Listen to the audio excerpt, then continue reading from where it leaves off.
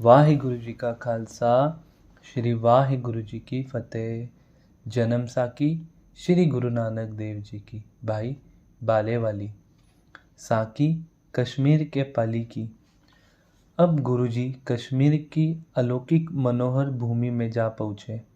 एक पर्वत पर गुरुजी ने आसन लगाया। गुरुजी को एक ही स्थान पर बैठे बैठे बाहर दिन व्यतीत हो गए। किसी ने जल तक भी नहीं पूछा।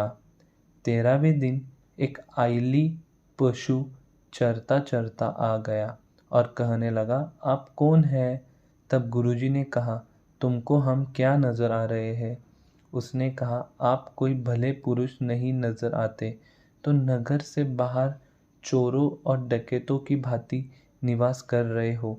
यदि तुम साधु हो तो अवश्य किसी नगर में जाते। गुरुजी ने कहा, हे भाई, भले ही हम कोई हो, आप अपने घर को जाओ। हमसे उलझने का कोई भी लाभ नहीं। परमात्मा इधर ले आया तो हम इधर आ गए हैं। तब अयाली ने हंसकर लौटना चाहा। देखा तो सारा ही आइल मर पड़ा है। अब वह हैरान होकर कहने लगा, जा खुदा, यह अभी अच्छे भले थे, अभी अभी इनको क्या हो गया है? अब उसे ज्ञान हुआ। कहने लगा, यह सब उसी फकीर की करनी का फल है। अब मैं उस साधु के निकट जाकर अपनी भूल की क्षमा करवाऊंगा, नहीं तो मेरा बुरा हाल होगा, क्योंकि जिनके पशु है वह मुझे क्या कहेगा और मेरी औलाद का पालन पोषण किस प्रकार होगा। यह विचार करके कश्मीरी ने आकर गुरुजी के चरण पकड़ लिए और क्षमा की प्रार्थना करने लगा। गुरुजी ने कहा, हे भाई, अब क्या बात है? तब उसने कहा, हे दयालु, मेरे गुजारा डूबे चरा चरा कर ही होता है। मेरे डूबे अभी अच्छे भले थे। जब मैंने आपका दीदार किया, जाकर देखा तो सभी मरे पड़े थे। अब मैं घर जाऊं तो डूबे का मालिक मेरा बहुत ही बुरा हाल करेगा। अब मैं निराश होकर आपकी शरण में आया हूँ। आप उस परमात्मा के प्यारे हैं तथा दयावान हैं। आप आपकी कृपा करो। उसका गिड़गिड़ाना देखकर दयालु गुरुजी के मन में दया आ गई।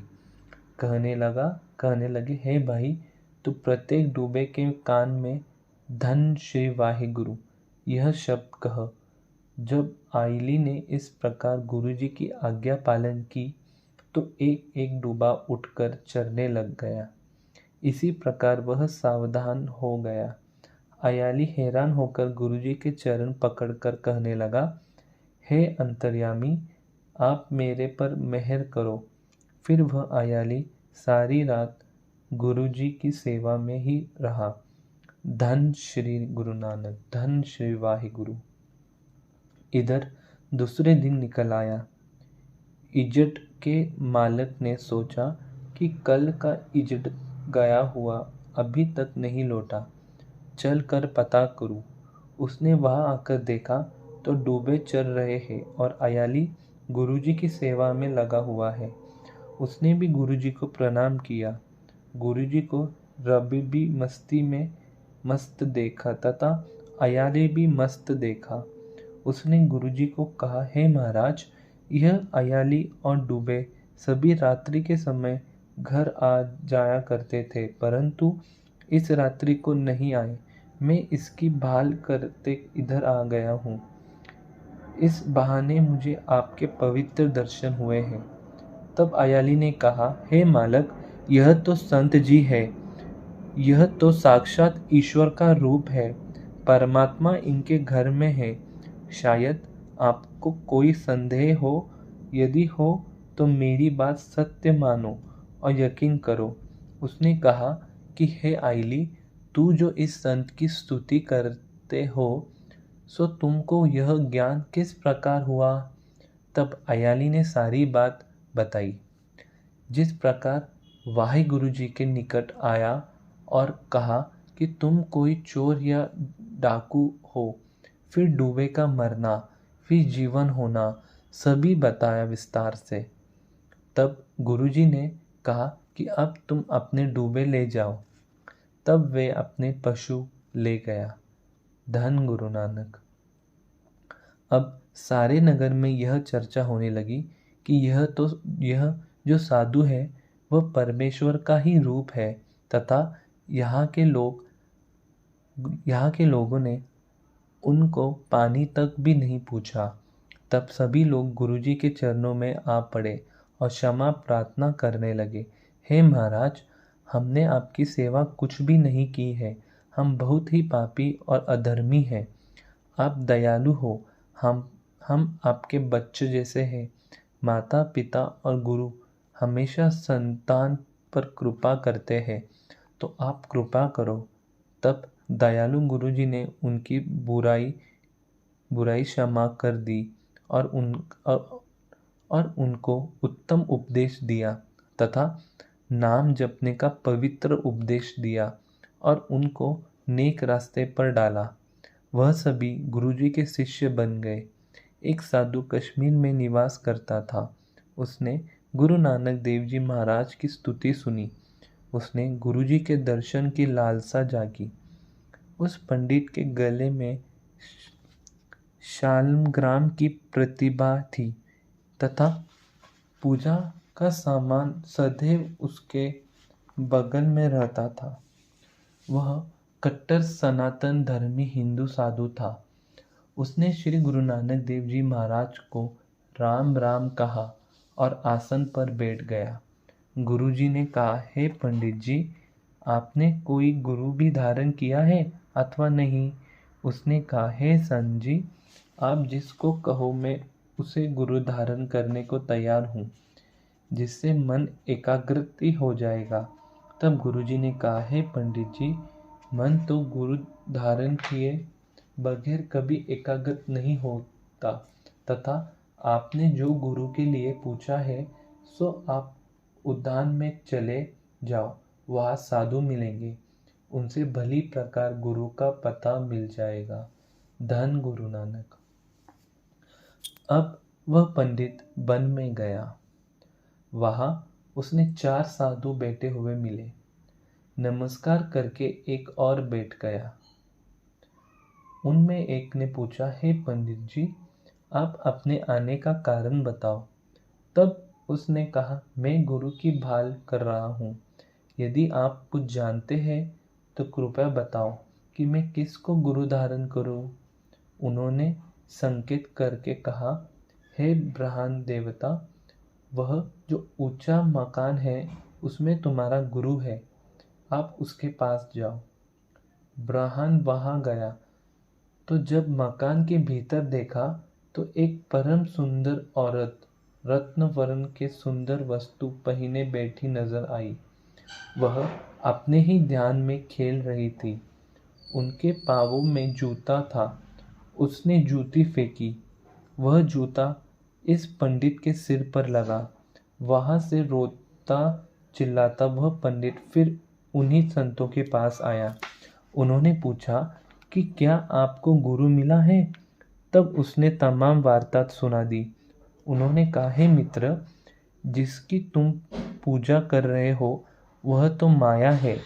इतनी बात सुनकर वह पंडित फिर लौटकर गुरुजी के पास आया और गुरु नानक देव जी के चरण पकड़ लिया और जो कुछ सामान वह उठाया फिरता था वह सभी फेंक दिया। सभी वस्तु लौटा दी और श्री गुरु नानक देव जी का शिष्य बन गया। तब गुरुजी ने उस निमित्त में एक श्लोक उच्चरित किया। श्लोक श्री गुरु जी का। गुरु मिलिया मन रहसिया, जीव उठे धरनी सिगार, सब दिसे हरि आवली, सर भरे सुभर ताल, अंदर रचे रंग जियो, मजिटेट लाल गुलाल, कमल बिगसे सच मन गुरु के शब्द निहाल, मन मुख दूजी तरफ है वे मुख नदरी निहाल, फाही फाते मर्ग जियो सिर जिसे जमकाल। खुदिया तृष्णा निंदा बुरी काम क्रोध विकराल। ऐनी अखी नदरी न आवे जिचर शब्द न करे प्यार। तुद भावे संतों का चुके आज जंजाल। मुल रहे गुरु सेविया गुरु पौड़ी बोहिता। नानक लगी तत ले तू सच्चा मन सच्चा। जब यह शब्द गुरुजी ने उच्चरित किया तब और कश्मीरी पंडित मिलकर गुरुजी के निकट आ बैठे और कहने लगे, हे महाराज, हम सभी वेद पाठ करते हैं और पुराणों को श्रवण करते हैं, परंतु मन से अहंकार नहीं जाता। आप ऐसी कृपा करो जिससे हमारा अहंकार दूर हो जाए। तब गुरुजी ने उनकी प्रार्थना सुनकर पंडित के निमित्त में एक शब्द उच्चरित किया। श्री राग महला पहला।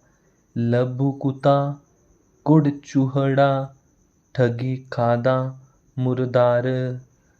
पर निंदा पर मुल मुख सुधी अग्नि क्रोध चंडाल। रस कस आप सलाहन ए कर्म मेरे करतार। श्री गुरु नानक देव जी फरमाते हैं, हे पंडित जी, लोभ इस शरीर के कुर्ते की भांति है, झूठ चंडाल है और ठगी कर्म मुर्दे के समान है तथा परनिंदा चूहड़ी के सदृश है। मल अग्नि के तुल्य है, रस कस अधिक बुरे कर्म है। बताओ, परमात्मा का नाम भीतर कैसे प्रवेश कर सकता है? जब तक सत्संग ना हो तब तक मन की शुद्धि नहीं हो सकती। उत्तम कर्म करने वाला उत्तम होता है तथा नीच कर्म करने वाला नीच कहलाता है। हे पंडित जी, नाम स्मरण करने से तथा नाम जपने से एवं मनन करने से शरीर में शांति का वास होता है और वह मुक्ति को प्राप्त होता है। वह सुनकर यह पंडित जी श्री गुरु जी के चरण पर पड़ गए और गुरु जी के शिष्य हो गए। गुरु जी ने फरमाया, हे मित्र, विद्या का अभिमान नहीं करना, संतों की सेवा अतीत सम्मान सदैव करना, उत्तम है नाम जपना, दान करना, मित भाषण नहीं करना, यह परम धर्म कहा जाता है। यह कहकर गुरुजी वहाँ से चले गए। वाहिगुरु जी का खालसा, श्री वाहिगुरु जी की फतेह। धन गुरु नानक, धन गुरु नानक, धन गुरु नानक। यह थी साकी कश्मीर के पाली की।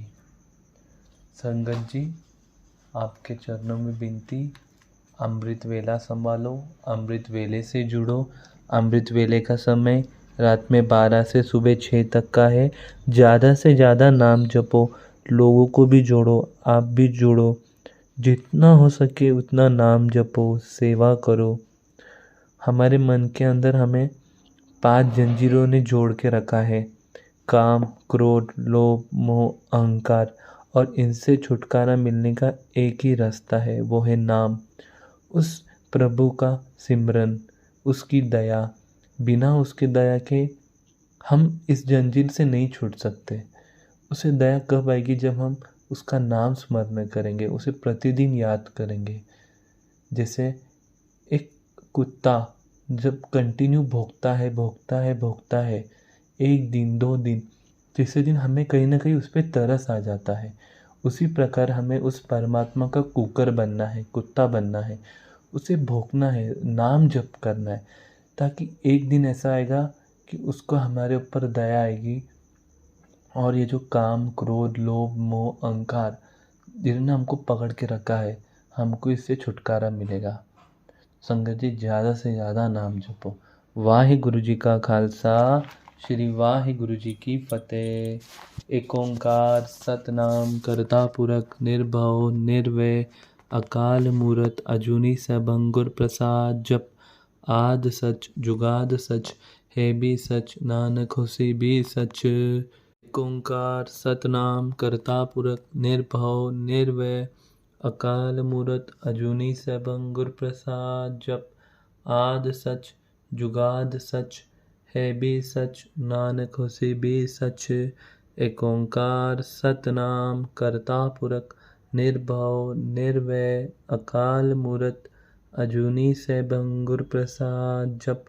आद सच जुगाद सच है भी सच नानक होसी भी सच। वाहिगुरु जी का खालसा श्री वाहिगुरु जी की फतेह।